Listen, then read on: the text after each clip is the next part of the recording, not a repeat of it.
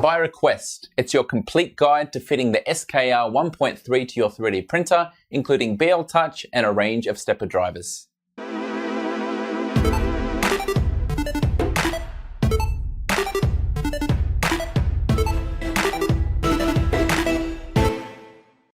The BIQU SKR version 1.3 is the printer mainboard of the moment. The fact that it's 32-bit, has great connectivity and is cheap have made it an overwhelming request. If you want a primer on what 32-bit is and why you might want it for your 3D printer, then please check out my previous video. I want this video to be as comprehensive yet concise as possible, so let's get started by seeing where it fits in the range of BIQU boards and where to find some resources. There are three 32-bit BIQU mainboards. We have the cheapest SKR Mini, the SKR version 1.3 from this video, and then the more expensive SKR Pro 1.1. So the SKR Mini is also 32-bit and is closer in footprint to an Ender 3 or Ender 5 Creality Melzi board. It does have some additional input-output pins with interchangeable stepper motor driver sockets, so therefore you can put in what you want, but if you want to run 2130s or 2208s, you will need to do the additional wiring. The SKR 1.3, which we're covering in this video, is a step up from that for only a few dollars more. It's also 32 bits. Its footprint matches that of an MKS Gen L. It has the same expanded input-output as the mini board, but the big advantage is you can run SPI and UART drivers without having any of those external wires, because we have these jumpers to enable the connections internally. Finally, we have the SKR Pro. That one is more expensive, but it is a more serious board. It's also 32-bit, but as you can see, it has outputs for 6 axes for stepper motors.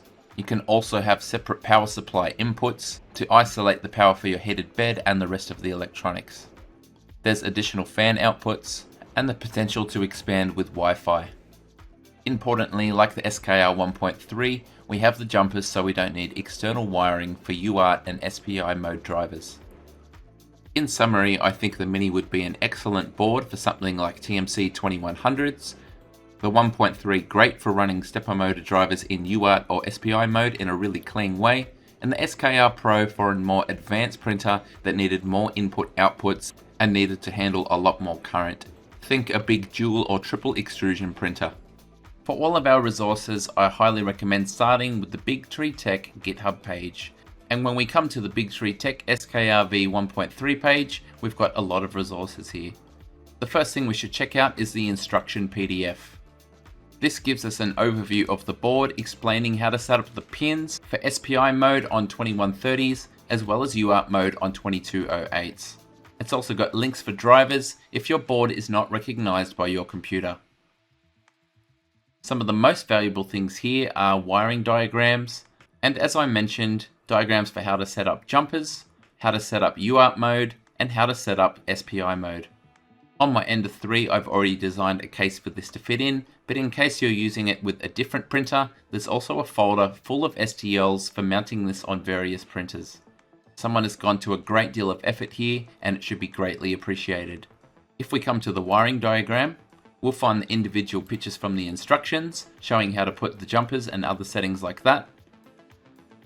If we come to hardware, we'll find more useful diagrams such as a pinout, and anytime in Marlin that we want to use any of these pins, we're able to look up this diagram and find out what to reference them as. The other thing we have is a firmware folder. And there is a fork of Marlin Bugfix 2.0, but as we can see it's 4 months old, so for this guide I'm going to be sticking to the main branch of Marlin. So that's our board, but being 32-bit, it requires Marlin 2.0 and a new set of software. So here's a step-by-step guide on how to set that up. As we're no longer using the Arduino IDE, we need a text editor as a basis. We have two main options. One of these is Atom, and that is the open source text editor as recommended by GitHub. We also have Microsoft Studio Code, which should work the same way, is free, but for this video I'm going to stick with Atom because it is the editor used in all of the documentation for Marlin. So Atom has just installed, and I see no harm in letting it handle Atom links. So we're going to click Yes Always, and then immediately we're going to come up to File, Settings, and we're going to install the PlatformIO add-on. To do that, we're going to come to install. We're going to type in platform. This is the one we want here, the IDE. So let's click install and wait for that to complete. Partway through the install, you'll be asked to install Clang, which is completely normal and all part of the process. We're going to install it, once again keeping with the default options. A web page will load and we're prompted to install Clang 3.9.1. The file has downloaded and I'm installing it, and there's only one setting I need to get right, and that's selecting the second option from here. After that's done, it's going to prompt us for a restart back in Atom, so we'll click the button and do just that. Okay, you'll notice when we're back inside that we have a PlatformIO menu, and we also have a toolbar down the left hand side. Another piece of software that I was originally missing and gave me errors was the Git client, so save yourself some head scratching later on and download and install this now. I've just finished installing Git and I've used all of the default settings. We don't need to launch it afterwards, it's just going to run in the background when required. That's most of our setup done, so let's head back to GitHub and download a copy of Marlin 2.0. So this is the Marlin GitHub page, and most of the time you're used to using branch 1.1.9, which is the current, but instead we need to press this button and instead select bug fix 2.0. When the page reloads, we can come to clone or download and download a zip. So I've unpacked the zip and I've put it with the rest of my Arduino firmware files, and I've renamed the folder Marlin bug fix 2.0 SKR V1.3. For our Ender 3, we can come into configuration and then examples, scroll down to Creality, and then come in and copy the files for Ender 3. We'll now come back up into the Marlin folder and paste and overwrite the two files there. Back in Atom and PlatformIO, we're going to open a project. Our job is to select the folder that everything is contained in, and just be sure that that folder contains the file platformio.ini. So on this left hand panel here we have our project listed, and if we expand the Marlin folder we have our configuration files, as well as inside the source all of the other files that make up Marlin. Before we configure anything in Marlin, however, we need to configure this platformio.ini file. Now you'll see by default the environment is set to Mega ATmega 2560. But if we scroll down, we'll see that there's other environments available, and the one we want for the SKR is LPC 1768. So we're going to copy this, come back up the top and paste it over the top of the previous value. This value is correct for an SKR 1.3. Other 32-bit boards may have a different value, and this is generally found on their product page or datasheet. Now before we proceed, one other thing that prevented some bugs for me was to come to the PlatformIO menu and rebuild all of the project indexes. Now we're ready to start configuring Marlin, so we're going to come to configuration.h and we're going to scroll down and do the essentials. Our default serial port needs to be changed from 0 to -1 for this board, and then we need to uncomment serial port number 2 and set that to 0. The baud rate on most 3D printers is 115200. You can leave it as the higher one, but to be consistent, I'm going to set mine to this to match what it previously was. The last essential we need to do for the SKR is to define it as the board. If we come to source and then cause, and then to boards.h, we can do a Control F and type in SKR. It'll take us to our options, and we can see we have one here, board Bigtreetech SKR V1.3. We're going to copy this, come back to configuration.h and paste it over the top of the board ramps. We can now do Control S to save. And that is the end of our base configuration. Now most of what you just saw was a once-off, and for me it went really smoothly. I'd also like to say that I much prefer the new IDE compared to the Arduino one. It's much easier to switch between tabs and manage all of your work. Before we get into specifics for how to configure Marlin, let's go over the generic procedure on how to compile the firmware and then upload it to the printer. Assuming you've installed the driver and your printer is powered up, when you plug it into your computer via USB, it should appear as a USB drive. To build your firmware, we simply come to the tick on the left hand side. You'll be prompted to save if you haven't done so since any changes, and your firmware will build with any errors listed down the bottom. Assuming it's built without errors, you won't actually have any confirmation. So if you come to PlatformIO and bring up the build panel, you'll see that it was successful, and if we scroll up, we'll see it was successful for our target ARM processor. We have two ways of getting it to the board. If we come back to our firmware folder and then come inside the PlatformIO environments folder, inside the one that we've built for, we'll find a firmware.bin file, and we can copy that to the USB drive that comes up and then reset the printer. An easier thing to do is to simply hit the upload button, and it should look for that drive and transfer the file for you automatically. We can see that it's put the new firmware file in place, so all we need to do now is to power cycle the printer or hit the reset button. We can see that the drive disappears as it's rebooting, and when it's done, the binary file has disappeared because it has been flashed to the printer, and now our current firmware is represented by the firmware.cur for current file. Software-wise, we are now ready, so let's proceed with our physical install. As the printer arrives, it'll have many jumpers in, and that means they're enabling SPI and UART mode, so really it's best practice to pull them all out and then reinsert them as we need them, depending on our stepper motor drivers. The only one we're leaving in is the one for the power, and a reminder that should be on the left hand side between int and 5 volts. As well as the cases provided on the GitHub, I've previously made a video on this all-in-one universal rear-mounted case. If you want to see more instructions on how to put it together and the best order to wire everything up, please check out that video.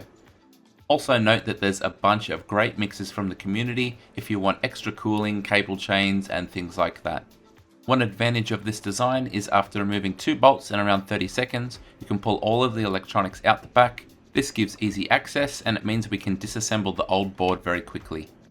Now our SKR 1.3 is ready to put into place and to secure in the corners with 4 M3 bolts. The USB and SD card should line up with the holes on the back.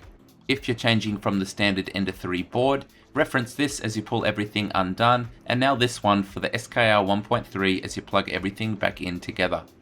There's only one modification that needs to be made. As you're looking at the 2 prongs for the end stop connectors, you'll need to mark and cut off the left hand one, and with this missing, it makes the connectors completely plug and play. There's only one way that they now fit in, and that is the correct way. You'll need to do this for X, Y, and Z, and that will leave you complete. Everything is plugged in apart from the stepper motor drivers, which we'll cover in the next part of the video. The good news is that just like the MKS Gen L, after you've modified the lugs on those end stop connectors, everything becomes plug and play and is quite quick and easy to do. Please note that those wiring diagrams, as well as a lot of other useful things, are linked in the description below. It's now time to set up Marlin and the physical properties of the board for a range of popular configurations. If you want your hot end fan to only come on at 50 degrees and above, here's what you need to do. It is the extruder 0 auto fan pin, but instead of -1, we need to map it to the output of that MOSFET. Back on the GitHub, we can see that this is pin 2.4. If we switch to the pins file for this board, we can see the way that they've written this, and that is P for pin 2_04. So we're going to copy this, come back to configuration advanced, and then paste it over the top of the -1. Just to make sure it's very clear, you're now plugging in your hot end cooling fan into port H as labeled here. This is of course different to the part cooling fan, which is blue and yellow and plugs into port I. If you'd like to use the factory LCD screen, you simply go to configuration.h and search for CR10. By default, it should be uncommented, and therefore getting it working is simply a matter of plugging in its cable into expansion 1 and leaving it on expansion 3 on the back of the LCD. If, like me, you want to run an MKS TFT, you don't need to do any firmware changes at all. All you need to do is plug the cable for that straight into the auxiliary 1 port.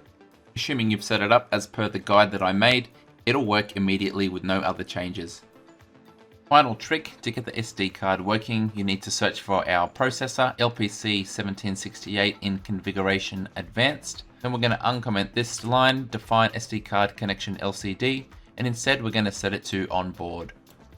Personally, I print from my MKS TFT, but now the menu option will work after you go to init. Be warned, however, that your printer will no longer show up when connected via USB as a USB drive, which means you'll manually need to load the firmware onto the SD card to update. On to stepper motor drivers, and I've made a series of comprehensive guides on the most popular models in the past. Please refer to them, the links will be in the description. In this video, I'm going to concentrate on the physical connections that are different for the SKR 1.3. We're going to start with the cheap and cheerful A4988. If you're using any of the simpler stepper motor drivers that require jumpers to set the microstepping, that is achieved by putting in the jumpers in the 3 positions as shown. Note that there are 3 rows here, so therefore you're aiming to do the center red as well as the right hand black, and we're ignoring the 4th. That means, for instance, for some A4988s, to maintain 1 to the 16th microstepping, we're putting one in each of the purple places highlighted. For 84988s and DVR8825s, you will need to invert the direction. In configuration.h, search for invert_x, and then toggle between true and false for X, Y, Z, and E0. That's the last of the changes we need for these basic stepper drivers, and here we have everything plugged in, so let's see if it prints as expected.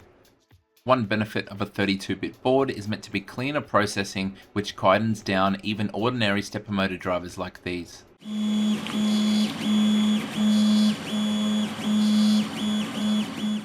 It's perhaps a tiny bit quieter, but let's move on to something more interesting.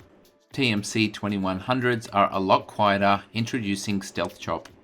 To use these, we need to remove all of the settings jumpers from underneath the stepper motor driver slots. After that, we can install the stepper drivers and take care to make sure you line up your direction and ground pins which face the right in this orientation. For this and all the other steppers featured in this video, you'll need to revert your true and falses back to how the configuration started. The 2100s are now working as expected, so let's step it up with something more complicated. Next is TMC 2208s in UART mode. Refer to my 2208 guide for how to solder together pads to put it into UART mode, as well as the required firmware changes. Previously, for UART mode, we needed to make up a set of specialized cables that went from the auxiliary 2 pins on the main board to the top of the stepper motor drivers. You can see here I have some pins facing upwards on this 2208, but what you need is like the one on the left where all of the pins face down. If you can't purchase them like that, you'll need to unsolder and solder them all facing downwards to get the benefits of using UART mode on this main board. The beauty of this board is rather than run any cables on the top, it's all done internally, and to activate it, all we need to do is place a jumper on the purple marked section.